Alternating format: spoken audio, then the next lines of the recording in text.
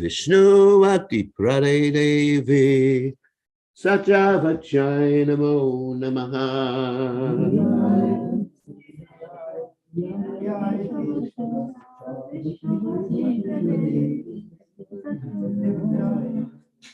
Vrinai Hai Tulsi Devi Hai Priyai Hai Kishavasya Cha Vishnu Ati Prade Devi Satyavachai Namo Namaha.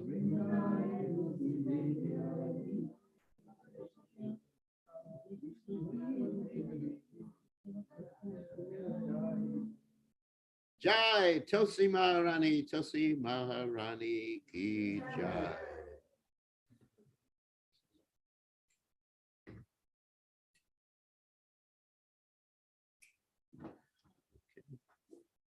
Thank you.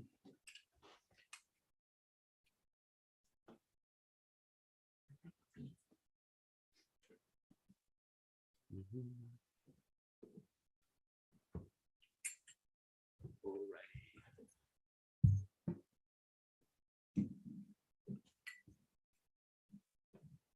Got it? Yeah, I think so. What time do you have to leave by? After you can do that, right? After class. Yeah, after class.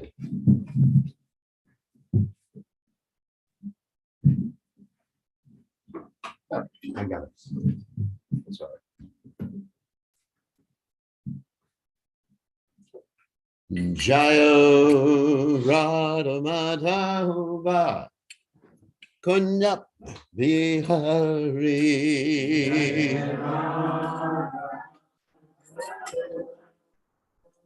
Jayo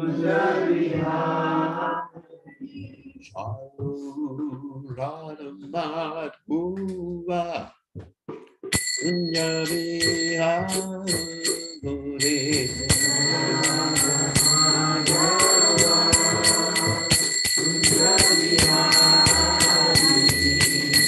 Gopi Jana Ballabha Girivara Dhari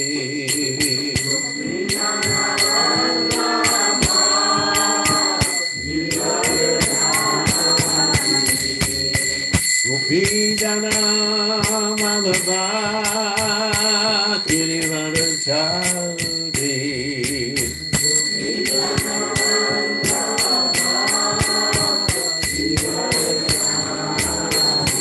Yashodanandana Praja Jananandana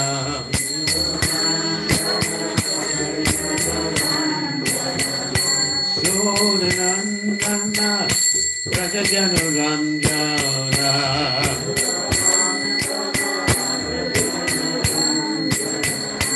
Guna Tera Panachari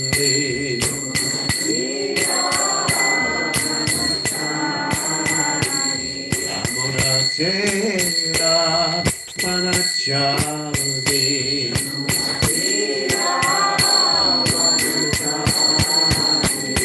Jai Rama Ruma Kunya Vihari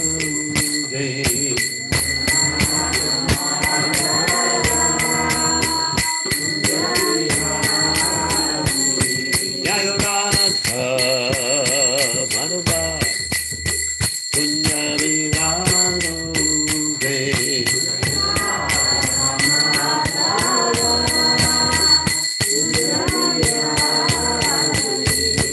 Gopi Jana Malabha Girivara Dhari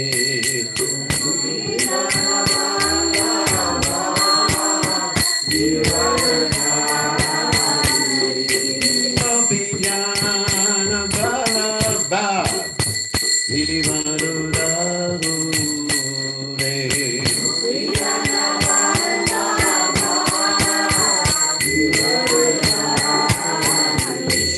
Sodanandana Prajajanarandana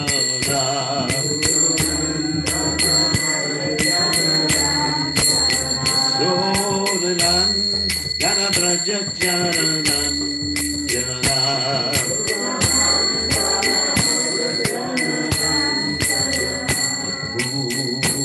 Tera Vanacharute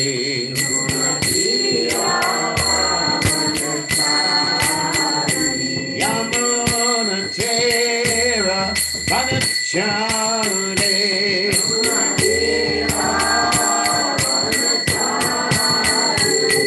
Jairam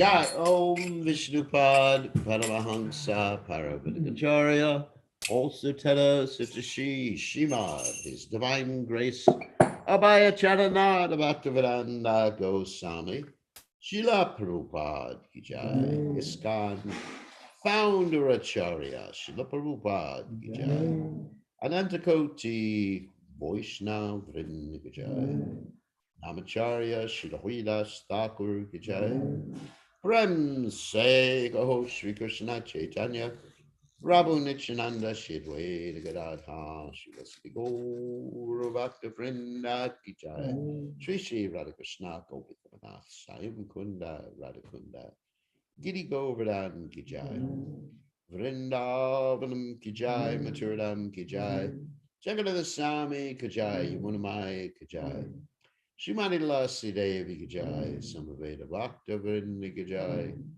Gaur Pregalatna Hari Hari Hari Bo. All glorious the assembled devotees. All glorious the assembled devotees. All glorious the assembled devotees. All glorious to Shri Guru and Gauranga Srila Prabhupada Ki Jai. So, reading from Srimad Bhagavatam, 8th canto, 3rd chapter, and text 1. Om Namo Bhagavate Vasudevaya. Om Namo Bhagavate Vasudevaya. Om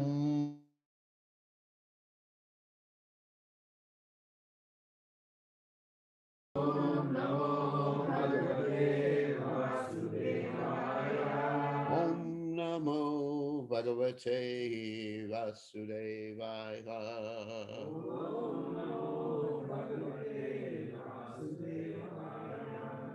Shri Badarayanir Uvacha Evam Yavasito Udya Samadaya Mano Riddhi Jajapa Paramam Japyam Prag Janmani Anushikshitam Shri Badarayani Ruvacha Evam Javasito Buddha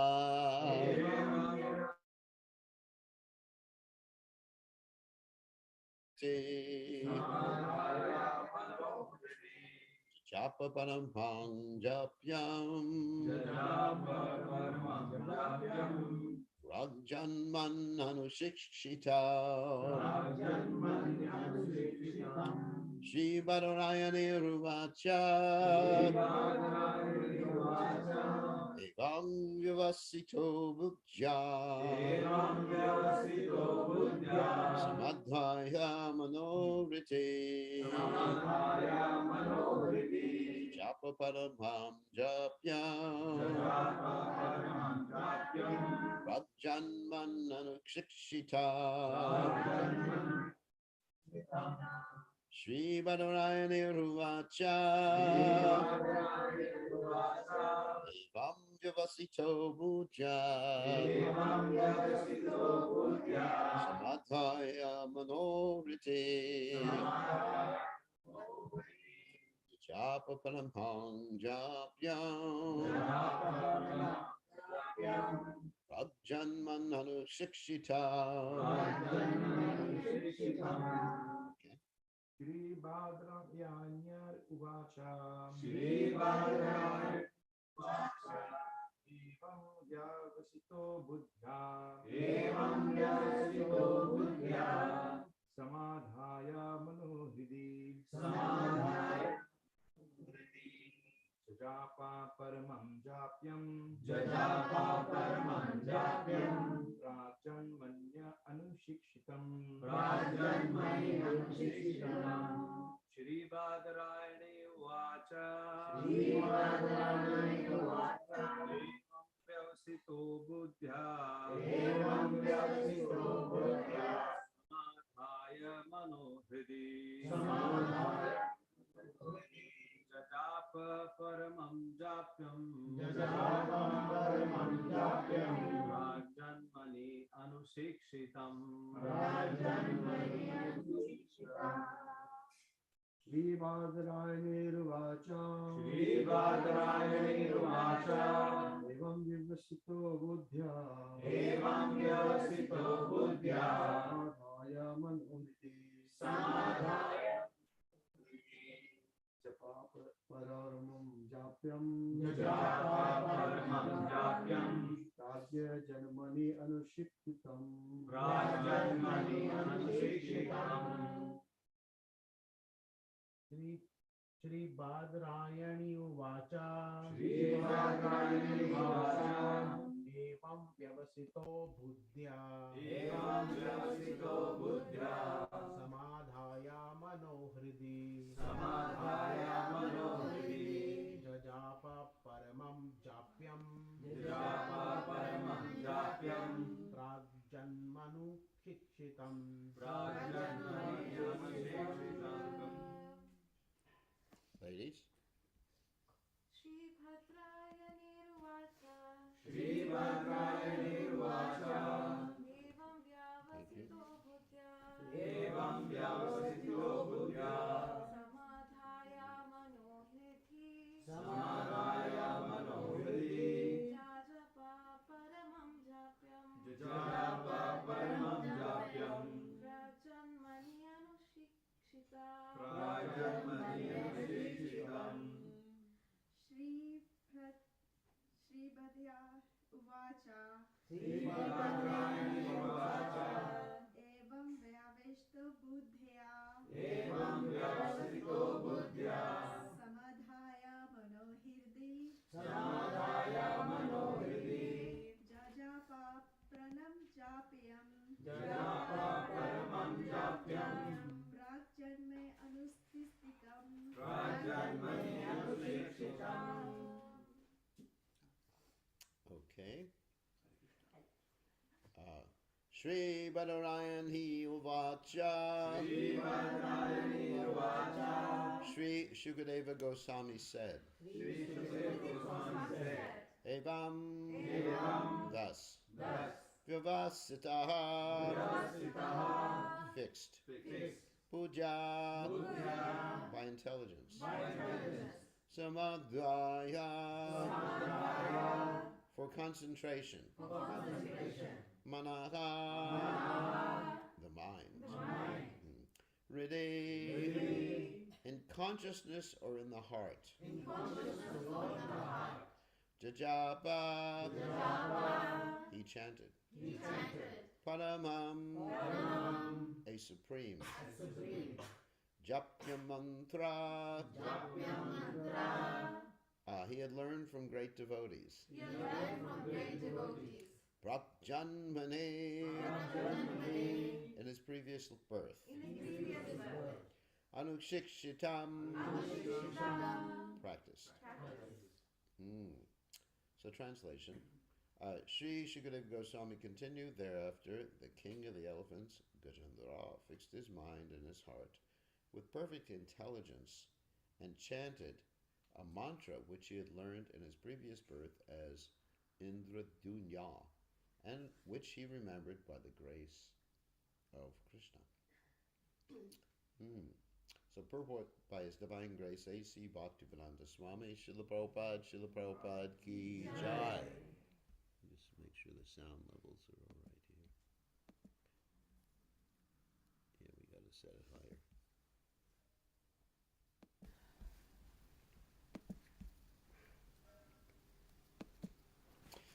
Such remembrance is described in Bhagavad Gita, 6th chapter, 43 to 44.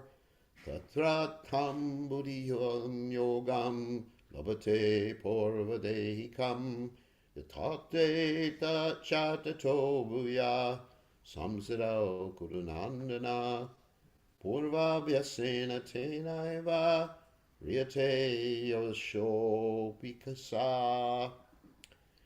In these verses, it is assured that even if a person engaged in devotional service falls down, he is not degraded, but is placed in a position in which he will, in due course of time, remember the Supreme Personality of Godhead. As explained later, Gajendra was formerly King Indradunya, and somehow or other in his next life he became king of the elephants. Now Gajendra was in danger, and although he was in a body other than that of a human being, he remembered the stotra he had chanted in his previous life. Yatate chatato bhuya samsidhao kurunandana. To enable one to achieve perfection, Krishna gives one the chance to remember him again. This is proved here, but although the king of the elephants, Gajendra, was put in danger, this was a chance for him to remember his previous devotional activities so that he could immediately be rescued by the Supreme Personality of Godhead. It is imperative, therefore, that all devotees in Krishna consciousness practice chanting some mantra, is what I referred to last night. Certainly one should chant the Hare Krishna mantra, which is the Mahamantra, a great mantra, and also one should practice chanting Chintamani Prakara Sadmasu or the Nrsimha Stotra iti Nrsimha Parato Nrsimho Yato Yato Yamita To Nrsimha. Every devotee should practice in order to chant some mantra perfectly so that even though he may be imperfect in spiritual consciousness in this life, in his next life he will not forget Krishna consciousness, even if he becomes an animal. Of course, a devotee should try to perfect his Krishna consciousness in this life, for simply by understanding Krishna and his instructions, after giving up this body, one can return home back to Godhead. Even if there is some fall down, practice of Krishna consciousness never goes in vain. For example, Ajamil in his boyhood practiced chanting the name of Narayana under the direction of his father, but later in his youth, he fell down and became a drunkard, woman hunter, rogue, and thief. Nonetheless, because of chanting the name of Narayan for the purpose of calling his son, whom he had named Narayana, he became advanced, even though he was involved in sinful activities. Therefore, we should not forget the chanting of the Hare Krishna mantra under any circumstances. It will help us in the greatest danger, as we find in the life of Gajendra. So again, the verse. Shri Badarayane Ruvacha Evam Vivastito Buddhya Samadaya Manoriti Japa Paramaham Japyam Prajjanman Anu Shikshitam Somagana Turandasha Gananjana Shlakaya Chakshur Meditam Yena Tasmai Shri Gurve Namaha. So, in the Bhagavad Gita, Krishna presents to Arjuna the interesting point that when Krishna spoke the Bhagavad Gita to Vivaswan, and Vivaswan Manu Ikshvaku, then Arjuna was present. But he didn't remember. Why? Prabhupada explains very nicely, because of change of body. Generally, the memories that we have are in the gross body. I mean, just like the scientists, they can stimulate part of your brain, right? And what happens? You remember. They do it, electrical stimulation. Not that they should do that. We're not recommending that, but sometimes they may do that, and you remember, wow, your childhood, your mother, and everything like that. So, but also the memories are impressed in the subtle body. Uh, and subtle body, of course, as we described previously, linga sharira, mind, intelligence, and false ego. And you carry that subtle body, we described this in previous class, from one life to another, just like the air carries aromas. That's the example given by Krishna in the Bhagavad Gita. But we usually don't have access to the memories in the subtle body. And actually, if we did, we'd go crazy. Because how many times did we die? How many times were we traumatized? People talk about PTSD. You've heard about that before, post-traumatic stress disorder. And so we would go around, or we couldn't go around, we just collapsed, basically. Sometimes people say, when you go back to the spiritual world, do you want to remember everything that happened in the material world? No. I mean, you're having a good time, just like even in this world. When you're having a good time, let's say you go to some amusement park. I don't know if that's a good time, but anyway, let's say you do something that's a lot of fun. You forget how many bills you have to pay. You forget you have to go to work the next day. You forget all the problems of life, your health problems and everything like that, because you're having a good time. So the spiritual world means full-time good time. So why would you want to remember this, or why would you want to remember Australia? You may think, oh my God, I can't remember Australia, or Fiji, or your childhood. But you don't, because you're freed of all those upadhis too. It's just like, this is all illusion. So you don't want to remember these things. So anyway, so we generally forget things, Prabhupada said, because of change of bodies. And somehow, sometimes, through certain circumstances, Krishna's mercy, we may remember. And Krishna sometimes makes that adjustment so that you remember. For example, in the case of Bharat Maharaj, Bharat Maharaj became attached to a deer, and Krishna wanted to show him, big mistake, buddy. So he wouldn't make the same mistake twice.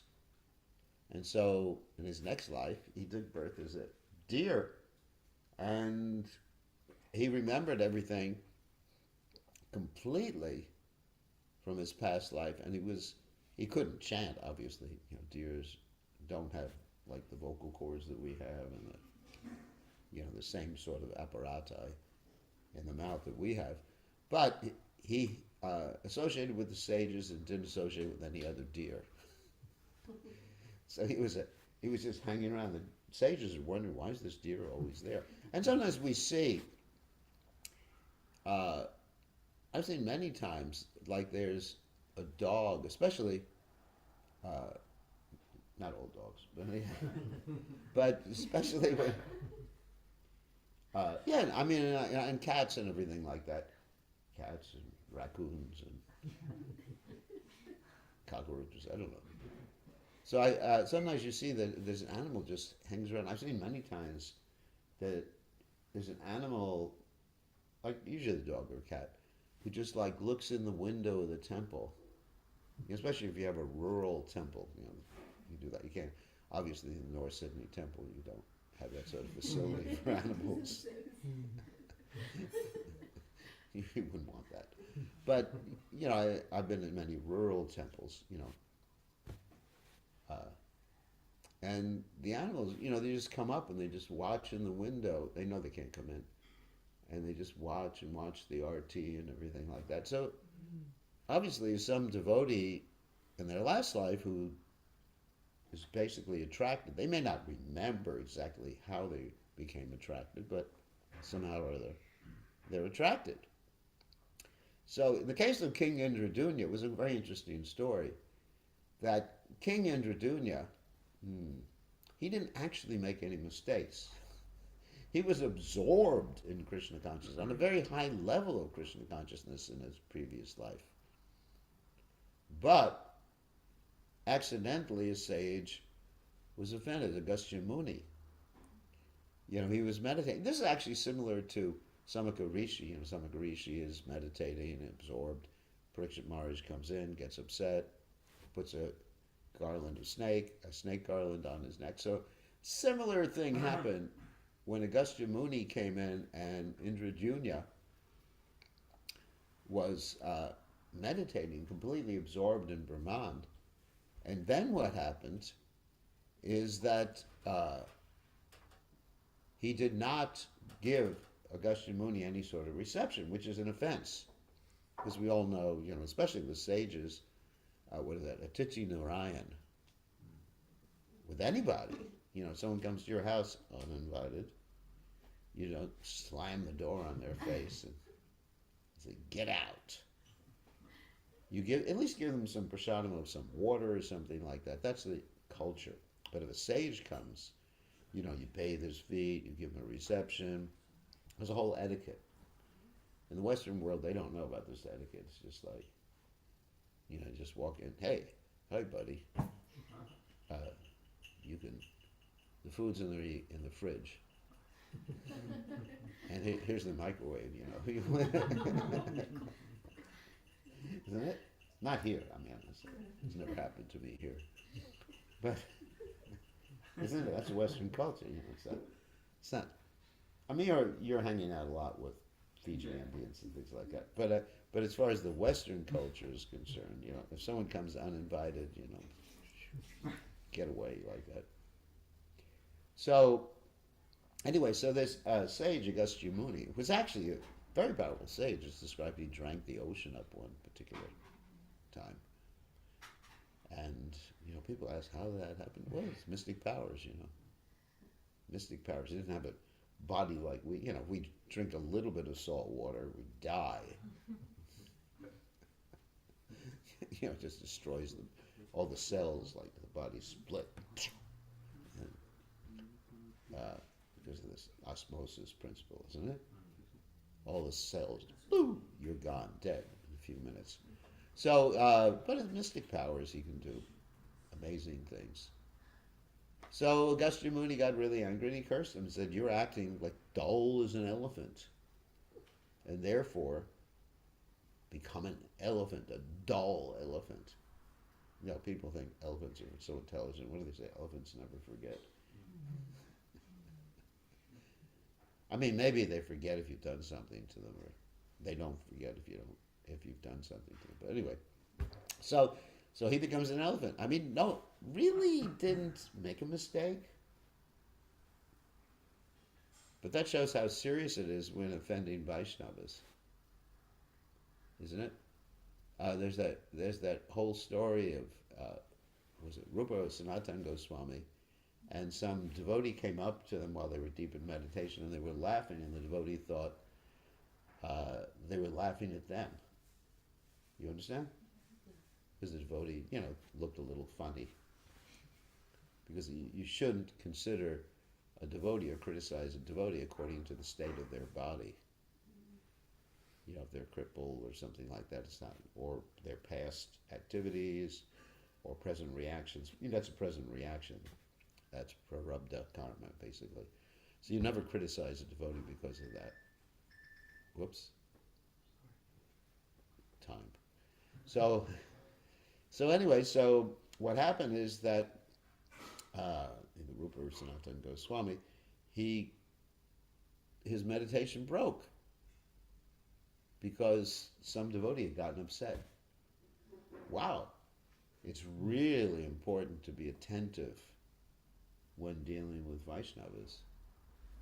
What is that? Vananvi savadana mate. Savadana means caution. You see that in street signs in India. Caution, but people don't pay attention. Means go faster, Red light means go. Green light means go faster. And yellow light means beat the light. Isn't it? And, stay in your own lane means go on the opposite side of the road. So, anyway, savadana means caution, all caution, actually. And so we have to be really careful when dealing with Vaishnavas. So that happened, and he got cursed. And of course, the curse, because Agastya Muni is a Vaishnava, curse is always benediction. A similar thing happened with the crocodile who was attacking Gajendra. he was a Gandharva before, King Huhu, and he was consorting with so many of his lady Gandharvas. And the sage came. I'm trying to remember the sage's name. Anyway, there was a sage who came, and it wasn't Augusta, it was another sage. It was Devala Rishi, that's right. It was Devala Rishi. Devala Rishi came, and he just basically ignored him, and he was running around, I guess it's more or less like Manigriva Nalakuvara, just doing the same thing, and he got cursed to become a crocodile. But it was all Krishna's plan, how they got cursed. I mean, there's so many stories. I mean, if you read the Mahabharata, the Bhagavatam, there's so many stories of curses. And the curses generally help one. Generally they see Krishna, or at least they become humble. I remember the story of Daksha. He wasn't cursed, but he had his head cut off. And so he got a goat's head. You got to be humble if you have a goat's head. And isn't it? Where's my handsome face anymore? You get a little goat beard. Not like yours, but I mean, little. It's like a little pointed type of thing.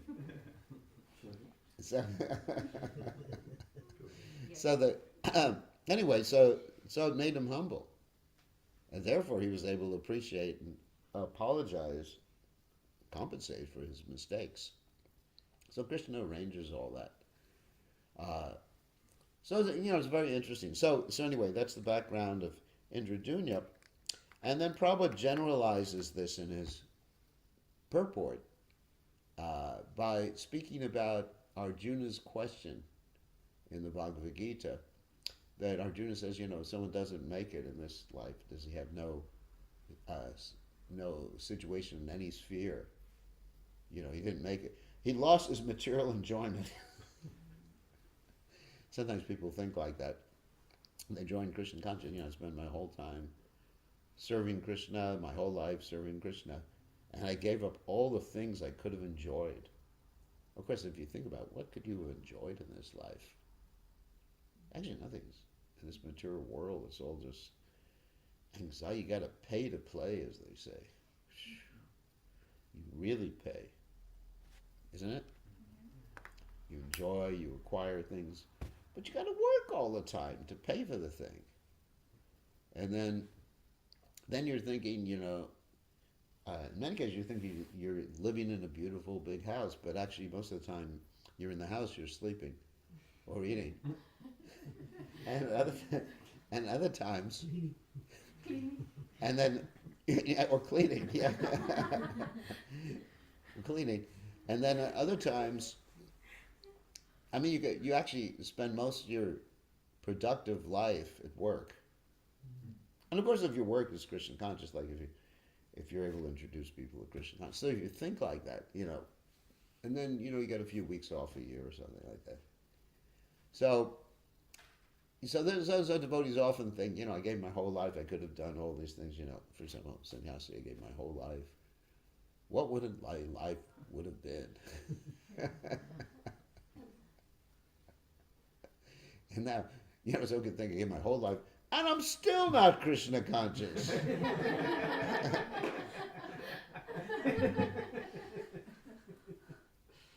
So I've lost in both ways. One can think I'm still just in Maya, much in Maya. I'm still not in ecstasy. And I can't even eat prasadam the way I used to eat it. So, and then Krishna gave me this old body, so I lost. I don't think like that. But anyway, but people do say things like that. So Arjuna has this argument, are they just having lost everything? They lost their opportunity to enjoy in this material world. And then Krishna explains that someone who has done good is never overcome by evil. And then swapamova yasha dharma shatrayate, one who a little endeavor in this regard saves one from the most dangerous type of fear. But not only that, Krishna describes what happens to a person who is very little advanced in Krishna consciousness and then also very advanced. There's two types of devotees who don't quite make it. One is a devotee who is a little advanced in Krishna consciousness, and that devotee goes to the heavenly planets.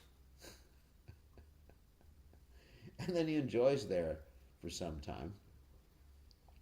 And then he comes down and he's born in a rich family. So he has the opportunity for Krishna consciousness.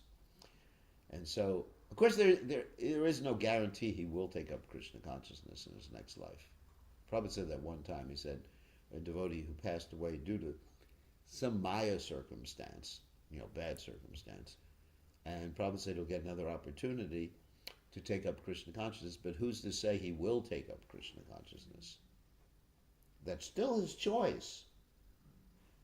It's not, you could start on the path, and ultimately you'll reach the goal, but it depends. Bahunam janmanamante ganavamam prapajyate vasudeva sarvaniti samatma sudurva, but many births it may take. So that's what happens if you're a little advanced. But if you're very advanced, you take birth in a family of transcendentalists, devotee family, like Keshav.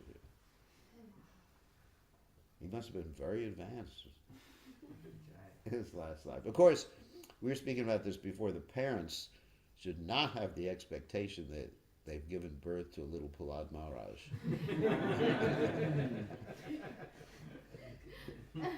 We talked about this last night.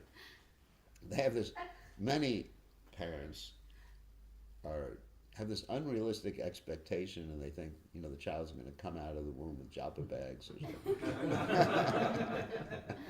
Chanting the holy names, Hare Krishna, Hare Krishna. Hi, Mom.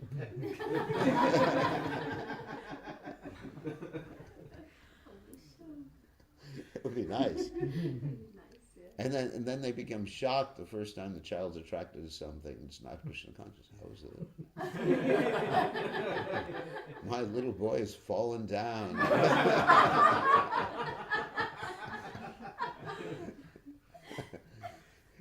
And they say, and then they threaten the poor kid, chant your japa or else you're not getting breakfast this week. Which is probably the worst way to deal with children. You're going to get a spanking. Or like in the early days of the movement, they would say to the children, dance. During arty, dance. It was almost like one of those Western movies where the cowboys shoot at the field. It's a dance partner, and they would shoot bullets with it. And they'd start to dance. You have to understand that Krishna consciousness has to be accepted voluntarily from the heart. It has to be something that's so attractive that someone wants to do it. So that parents, their business is to attract their child to Krishna. Whoops. Oh. Okay. So anyway, so their business is to attract the children to Krishna, not repulse the children from Krishna. Because when you try to force something, then they want to do the opposite. That's natural psychology. So anyway, but yes, if a child's born in a devotee family, it's a very special birth. No guarantee. Krishna had a child that became a demon by bad association. Boma, who became Boma Sura, the earth planet, and Krishna as the boar incarnation, like that, and then bad association. You have so many good devotees who actually had bad association and then they deviated. Not only children, we're talking about, even Vidvita Gorilla. Remember him from the Ramayana? And Minda. They actually were great devotees of Lord Ram. Of course, it's described they did not respect Lakshman properly. But still, they had bad association. They hung out with Bombasura also. And nice mates.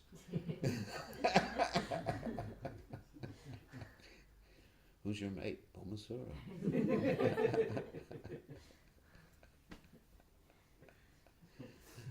So, satsanga. Anyway, everything's dependent on satsanga, but we have to make satsanga nice, not just harsh. Satsanga. You know, it has to be something that's attractive and sweet for people. So anyway, so that's Krishna's explanation in the Gita, that, you know, they'll take birth in a family of transcendentalists, and Krishna says such a birth is very, very rare. So in the case of Indradyumna, he did not take birth in a family of transcendentalists, although being a very advanced devotee, but this is a special arrangement for Krishna's pastimes. So, any questions or comments? It's so refreshing just to hear, you know, how you explain that, you know, you shouldn't force your children into something that they are not. Yeah. Not, you know, and we were having the same discussion, Dr. Vriksha, last night, because I think sometimes, I mean, this is something that parents need to learn. So I think, you know, if we can perhaps emphasize this a bit more, because sometimes parents find that they are, you know, pushing their kids into, you know, coming to class, or, you know, must dance or do arti or do something like that. And then on the other hand, you're restricting them from things like, you know, sports or doing things that kids normally do. And my fear is that kids are going to start resenting Krishna. Yeah, I mean, Prabhupada did sports when he was young. Yeah. He did soccer. He was the goalie. Because he didn't want to run. That's what Prabhupada said. Prabhupada said that. He didn't want to run all over the place, so he was just a goalie. I mean, Prabhupada did so many things. Prabhupada was very rascally as a kid, you know. He wanted two water pistols, and he just hit his head on the ground and made a scar on his forehead that existed throughout his whole life. He had a scar. So he was stubborn as anything. You know, I'm not going to do this, you know. And then his father would come home from work, and he would demand that his father would make kachoris for him. You know, 11 o'clock at night. Don't get any ideas. Yeah. You know, so Prabhupada had a very well-rounded childhood in many ways, from every particular point of view. And devotional service, I mean, in general, when we're reaching out to people, it can't be heavy stuff, you know. It should be attractive, you know. Here's Prashadam, you know, if you can chant one round, it's nice. Not like devotees sometimes say, Prabhupada said that if you don't chant 16 rounds, you're in a fallen condition of spiritual life. You know, here's a new person who just walked in the door, you know, 16 rounds. And he's struggling, you know, just to get around one time, you know, the beads, you know. So, you know, just be kind to people. And then, naturally, their Krishna consciousness will awaken. So everyone is not by nature a devotee, and everyone has forgotten Krishna. Whether they were devotees in their past life, or devotees, or no devotees. This is their first life in devotional service. Anyway, yes, it's really important. Now, of course, in my book about empathic communication, I talk about how to raise children. That's it, yeah. There's a whole section, big section in that book, because I've seen the opposite happen in our movement, and it's not a pretty sight. You know, everything's voluntary. It's fun. Krishna consciousness should be fun. And Maharaj, Prahlad Maharaj, if somebody wants their son to be Prahlad, they should remember Prahlad's father was Hiranyakashipu. Yeah. Don't become Hiranyakashipu. Yeah, so Prahlad was rebelling. Maybe it's a good idea to become Hiranyakashipu. If the father's a demon, the child will rebel. That's a good point. Yeah, if you tell your child, don't chant Hare Krishna or else I'm going to kill you, then the child will definitely, right?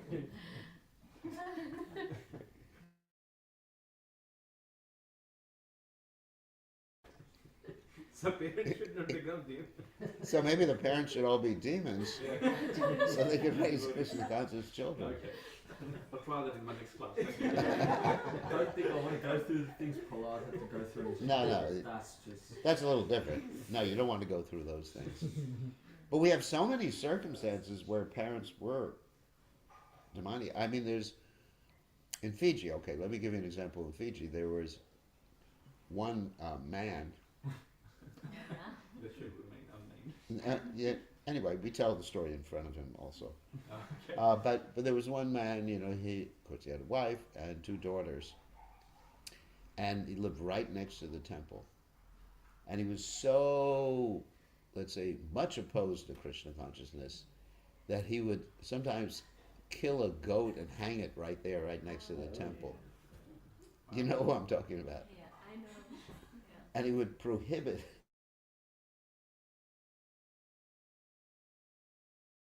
temple. So he basically snuck, his children and his wife, they snuck out when he wasn't watching, and they were going to the temple and chanting.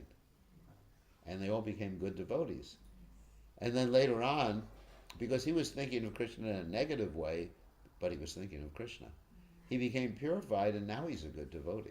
Wow. But Very nice devotee. Okay. yeah, he's a very nice devotee, and he lives in New Zealand right now Wow.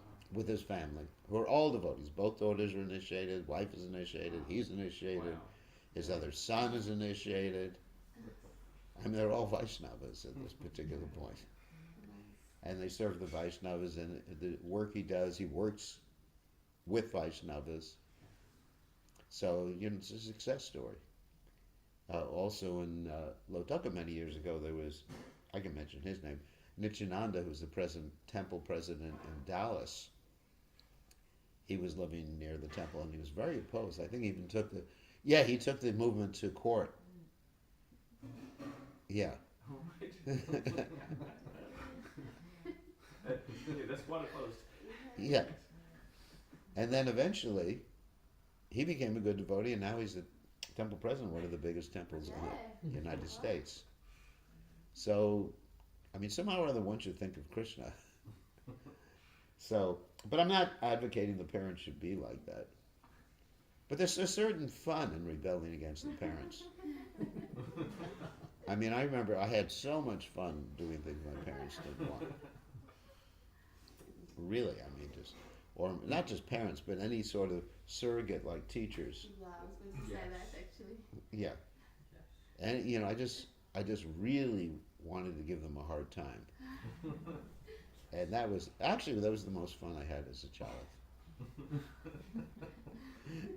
Because the parents were always forcing. I mean, my parents didn't force me to be a devotee. But there was all this forcing, you know. I remember they forced me to go to religious school, not Hare Krishna religious school. Just forced me to wear an outfit. You know, the religious school was like a tie and a jacket, and it itched. You know, it was like wool, and it was just I just remember being so miserable. Forced me to sit through the services. You know, just sitting there. And those days we didn't have mobile phones. So, but what I did is I would bring a comic book with me and put it inside the songbook. You know, you know, because it was just so boring. I would just sit there. Oh my God. I would pray to God that it would be over soon. You ever do that? Yeah. I'd be reading and my phone's just there. Yeah, it's like, God, let this finish. Thank God they said amen, you know. Amen, that's your, you know, Yeah. they say at the end. Yeah. May the Lord bless thee. Okay. Whew. And so I was forced to sit there. And I didn't like it. You know, my parents had made it more attractive. I mean, even in this other religion.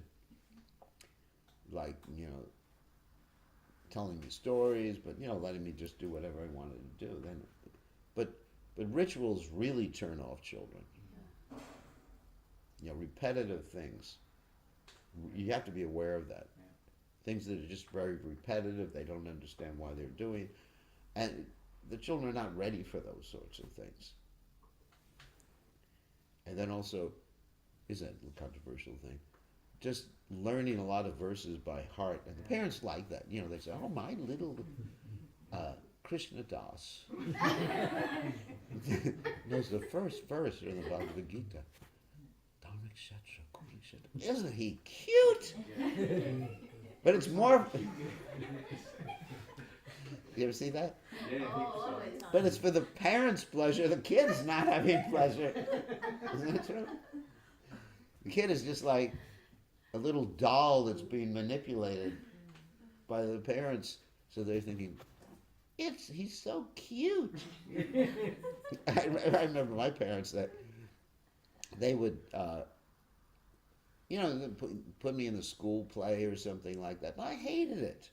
It wasn't religious, it was just some stupid school play. There was one school play, I was like 6 years old. I remember it was so traumatic that they made me walk arm in arm with a little girl. And during the play, and I was just like Bollywood, yeah. And I just felt, am I just meant for their pleasure? Anyway, it happens. And so, so, anyway, that's my experience. And so Krishna consciousness is so nice. You don't really have to push someone to do it. You have to show a good example yourself, have to show you're happy. You can say, Krishna consciousness makes you saintly, and the next minute you're screaming and yelling at each other. The children can see through hypocrisy really quickly. Like, don't do as I do, do as I say. You hear that all the time. So you got that. The best way is to be good example, loving, etc. Okay. Anyway. Thank you, Gurudev. All right. That's a child rearing class. Was on. Yeah, I need that.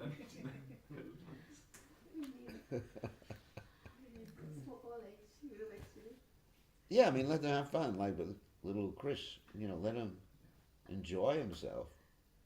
If he enjoys climbing on my lap or something like that and punching me, let him enjoy it.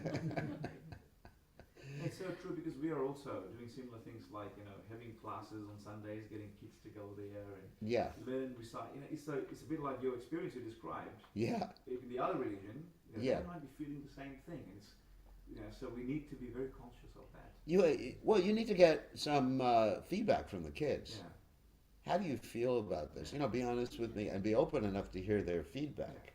Some kids hate coming to the class. Because I remember, I mean, just like sort of visualizing myself as a kid. If I was just told you had to memorize things without really knowing the meaning of it, I mean, it's hard for someone who's 5 or 6 or 7 years old to really know the meaning. They can say the translation. That's true. But to really integrate it into their consciousness, I mean, to me, learning verses in the Bhagavad Gita is a very enjoyable thing because I can understand. And I get a deeper understanding when I learn the meaning of the individual Sanskrit words. But it's fun. But for a kid, doesn't have that faculty, hasn't yet developed. So you have to be careful. Careful about that.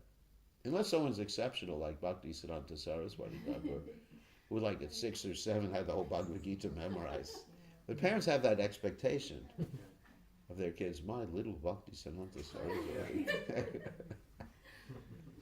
But Gurudev, I just have a question. Like, for example, it's challenging in schools. For Yeah. example, if Krish goes to childcare, and then I went in the afternoon, and the teacher was like, we had all the children. You had sitting down. three teachers running after him, right? That's good. That's good. And he was running throughout the school. It's like, it's better to let him go because all the parents are complaining that he's going and then doing all the other He's disturbing the whole school. The teachers have given up. That means he's I intelligent. said, please keep him for the That means you may have to have hire someone to teach him individually. Yes, I'm looking now. Yeah, I have to. you may have to have a nanny or something like that. I mean, you gotta be practical because he's high energy, but is also high intelligence. Prabhupada said, that if one's a rascal as a child, it's a sign of intelligence. So you should be thankful. He's like that. Yeah, because he'll do a lot in the future if he's raised properly. He'll do. But for example, Guru, the diet, right? The teacher said to me, like, all the children are sitting, and then we gave everybody hamburger. They were eating, but Krish is like, we gave him a different one, but he's like, I eat hamburger, I eat. No, then he comes home and he's like, Mommy, I eat hamburger. Well, give me hamburger. He doesn't know, but Yeah, he doesn't know. Because he's used to what's happening there. Yeah, So so that's a concern. yeah, it's a concern. You may have to do something else as far as his education is concerned. There are certain schools where they respect Oh, vegetarianism. they do. Yeah, normally they shouldn't force that. Yeah, I mean, like I know the Steiner schools, Waldorf schools. You probably have them here. They respect that sort of diversity. So anyway, you have to figure out how to deal with that. Yeah, I'm just looking. whether they would respect his dietary choice. So it's a challenge in today's world to raise children. But if the parents are Krishna conscious, then the children will naturally. I mean, I wish my parents had been Krishna conscious, but in a different way than they were. My mother was very demanding. You have to go to work? No, I'll just take a call. Very good day. Okay. Apologies. Very much pressure, very much demanding, very much like you have to do well in school, or else you're not my son. All that heavy stuff. Yeah. Sorry, Gurudev, just to change a slight change of the topic. Say if a devotee takes a animal body in the next life, Yeah. does that soul has to go through the whole No. to come back? Yeah. Bharat Maharaj didn't have to do Yeah. that. Bharat Maharaj in his next life became Jadabharat. He didn't have to take it. But yeah. Again, Maharaj's topic is very different to children. And it's also related to the verse that we Yeah. had today.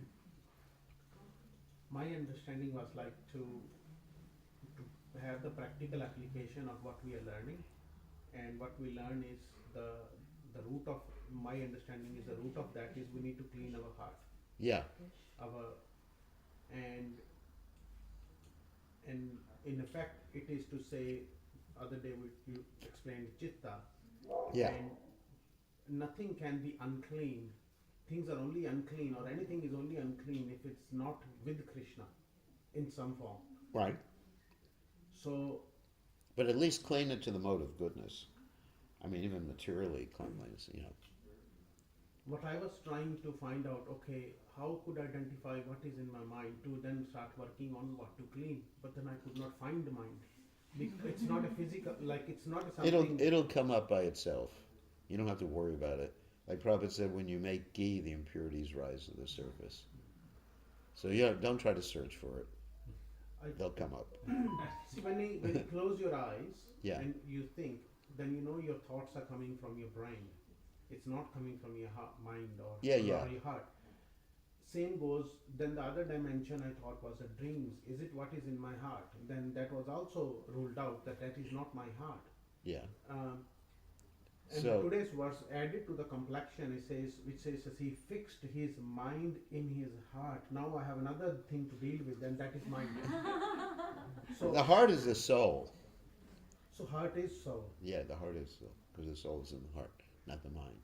He fixed the mind in the soul's desires. Yeah, thank you for reminding me of that in the verse. That's an important point. So anyway, but don't worry about the impurities. They come up. And you become aware of them, then you sweep, So I think we have to end now. It's time. So thank you all for joining us. And